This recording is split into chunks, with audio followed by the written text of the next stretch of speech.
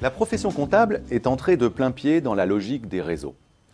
Et la formidable montée en puissance des associations, groupements et autres réseaux de cabinets indépendants bouleverse le paysage concurrentiel. Déjà 11 structures dépassent les 100 millions d'euros de chiffre d'affaires cumulé, c'est 5 de plus qu'il y a seulement 5 ans. Des structures qui connaissent une croissance très dynamique.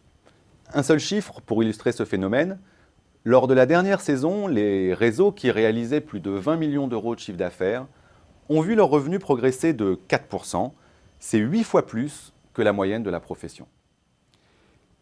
Il faut dire que rejoindre un réseau présente de nombreux avantages.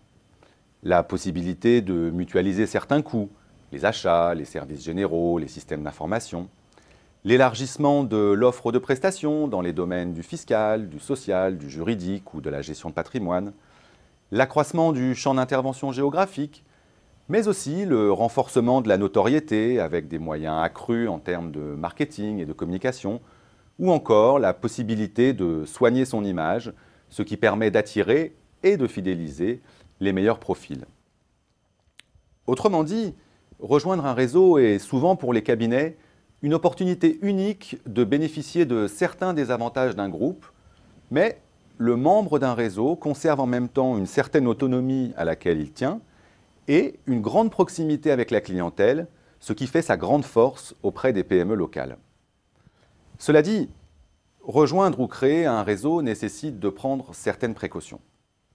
En matière stratégique tout d'abord, il est impératif de suivre un cap mûrement réfléchi en amont et de garantir une certaine continuité de service au sein du réseau. En matière d'identité et de valeur, il est indispensable que les participants partagent un corpus de valeurs communes afin d'assurer une certaine homogénéité et il est nécessaire de se forger une identité spécifique.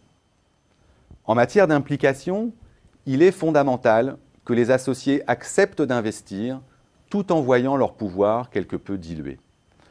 En matière d'organisation, enfin, le partage des connaissances, la mise au point d'outils de pilotage et de reporting spécifiques et la professionnalisation des fonctions support sont des passages obligés.